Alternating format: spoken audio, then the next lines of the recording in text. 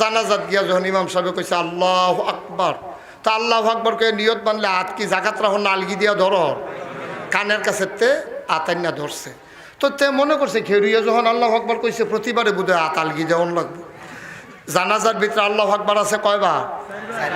কথা মনে নাই। কবে জানাজা পড়ছেন মনে থাকবো কত? কয়বার? ৬০ বার জানাজার ভিতরে আল্লাহু আকবার। যতবার আল্লাহু আকবার কইছে তে ততবারে হাত আলগি দিছে। জীবনে নামাজ পড়ছে না, তো জানাজার নিয়ম জানে না, তেমন করছে খেরুই আল্লাহু আকবার কইছে হাত ধরে রাখলে সর্বতে আলগি দিছে। লগে দিয়ে এক মুরব্বী বেড়া আছে, জানাজার পরে তারে ধমক দিছে, হাট জানাজা পড়তা শিখছ না মুসলমানের ফুট, তুমি হাইয়া হাত আলগি দেও খিতা।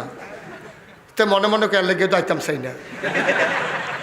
শেষ পর্যন্ত তে মনে মনে নিয়ত করতেছে এরকম কত আল্লাহু আকবার আইব কে আর হাত আলগি দেয় হাবলা দেখা যায়। আর সপ্তাহখানেক পরে হইল ঈদ,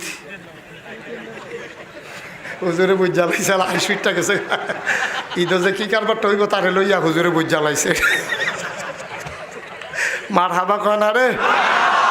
ঈদের নামাজের ভিতরে 2 রাকাত নামাজে বেশি আল্লাহু আকবার আছে 6 বার। কয়বার? হ্যাঁ নাকি 2 রাকাত নালগি দাও।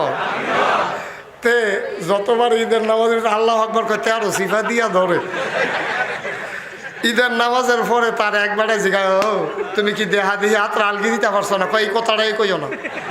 মার জানাজা হাত আলগি দিয়ে যে বিপদে পড়ছিলাম, হ্যাঁ বলে নিয়ত করছে আল্লাহু আকবার ভাই হাত আলগি দেউন না।